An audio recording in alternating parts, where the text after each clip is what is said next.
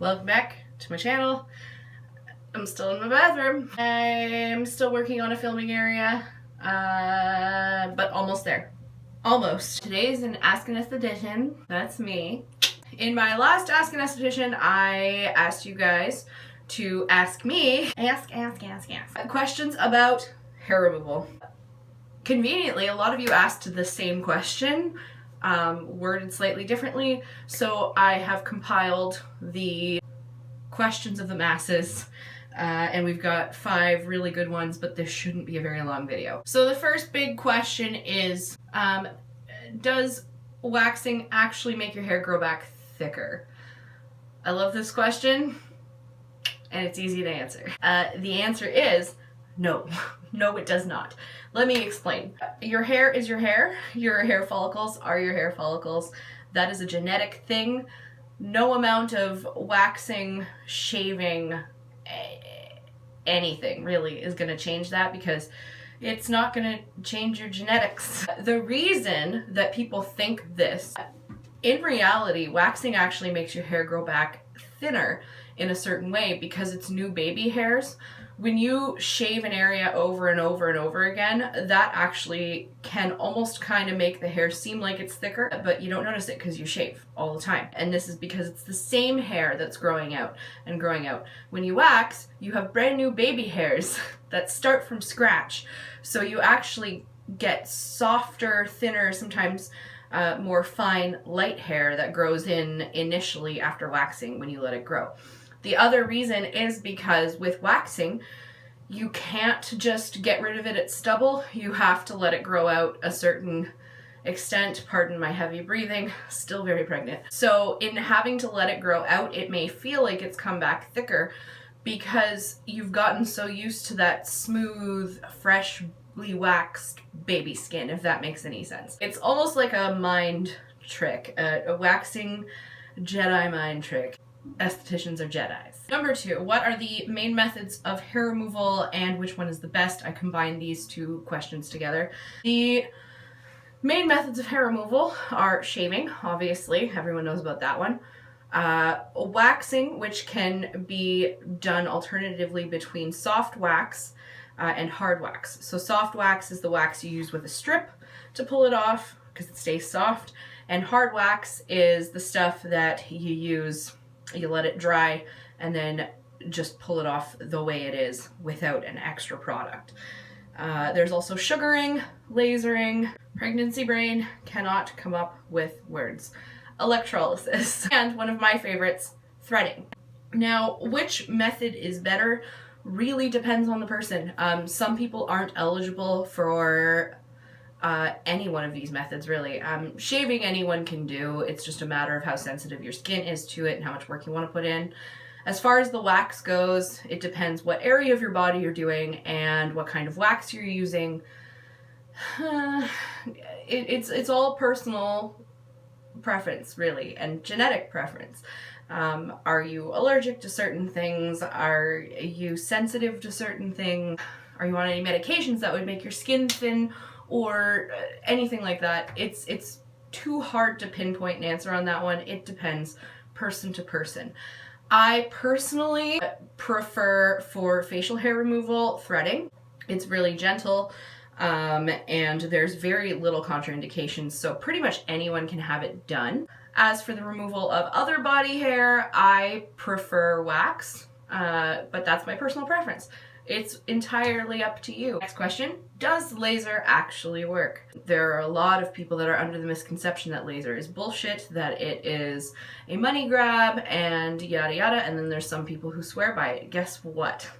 The reason for that is because laser does not work on everyone, and it does not work on anyone guaranteed the first try.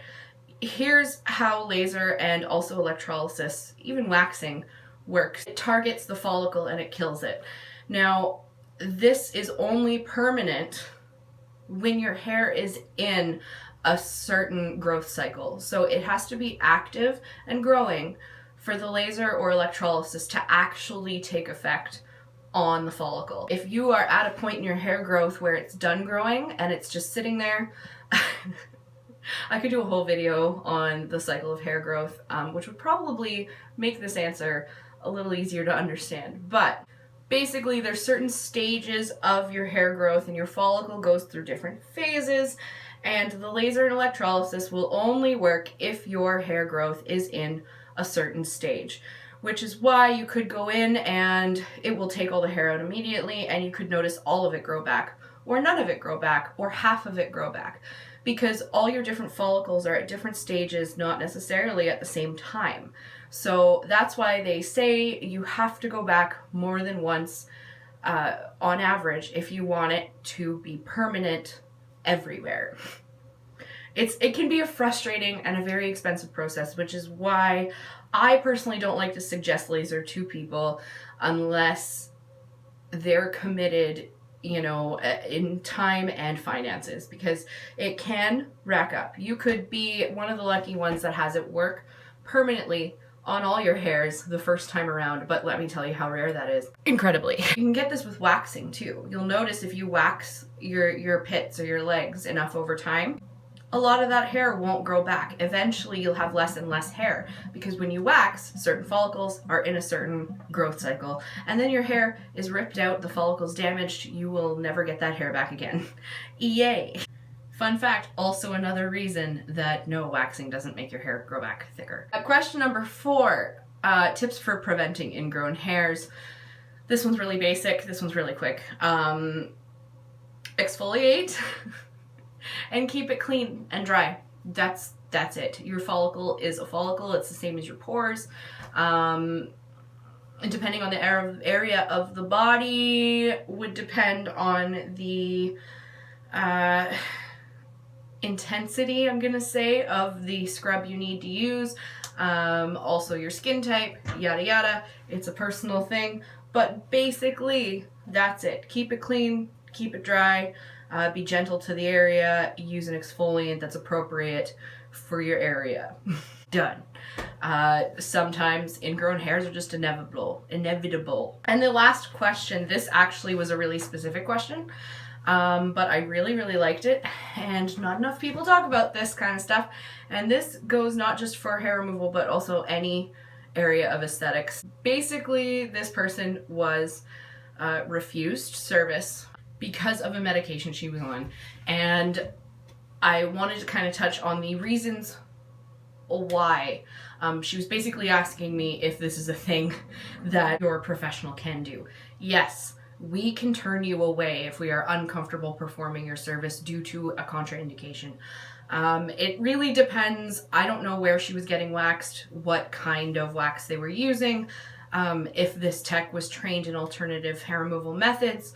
I tried to make sure I was, so that I could avoid having to turn away clients, but that doesn't mean it doesn't still happen occasionally, because sometimes someone has a contraindication to everything.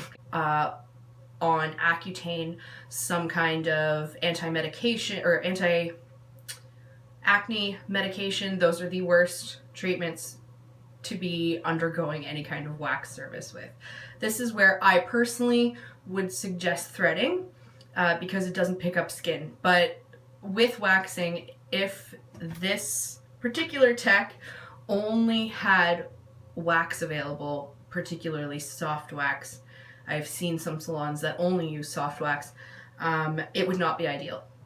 Basically, any kind of medication or treatment that can make your skin thinner, drier, more sensitive, we will not want to wax you. There is a good chance we can just take your skin off, and let me tell you, it is worth just waiting. I tell clients at least 30 days post finishing treatment. Very likely that it was a simple contraindication like this, and the tech just was well informed, and this is actually a really good thing that she turned you away, because the trouble that can come from performing a service on somebody who has one of these contraindications, not good. It's much better to have the stigma of turning someone away than to perform the service and have something go wrong. We're not dermatologists.